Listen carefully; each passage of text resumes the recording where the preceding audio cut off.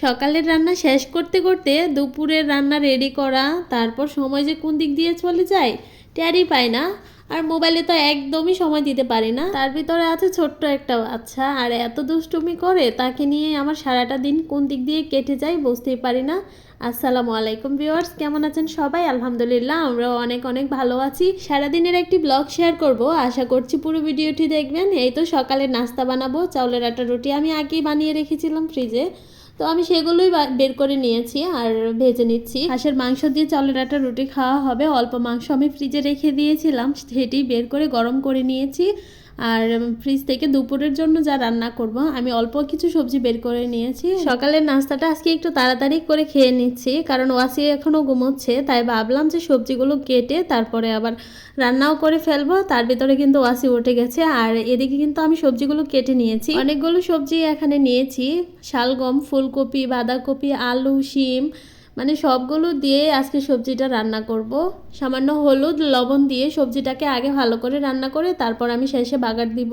তো এদিকে কিন্তু সবজি থেকে অনেকটা পানি বের হয়েছে, আমি অল্প একটু পানিও দিয়েছিলাম যাতে আলু, ফুলকপি, বাঁধাকপিগুলো ভালো করে সিদ্ধ হয়ে যায়। আর এদিকে কালকে এভাবে পেঁয়াজগুলো রেখেছিলাম, মানে পেঁয়াজ বাটাগুলো আমি এভাবে রেখে দিয়েছিলাম, আমি আমার পরিমাণ মতো যখন তরকারিতে ব্যবহার করব সেই পরিমাণেই আর কি বের করতে পারবো। ওইদিকে কিন্তু সবজিটা খুব ভালো করে হয়ে গেছে, এখন বাগার দিয়ে নিব। সবজিতে কাঁচামরিচ দিতে একদমই ভুলে গিয়েছিলাম, তাই পেঁয়াজ রসুনের সাথে কাঁচামরিচটাকেও আমি ভেজে নিচ্ছি। এভাবে সবজি রান্না করলে কিন্তু খেতে ভালো লাগে, বাগার দিয়েও যদি প্রথমে রান্না করেন তাও ভালো লাগে আমার কাছে, আর যখন শেষে বাগার দিই তাও ভালো লাগে।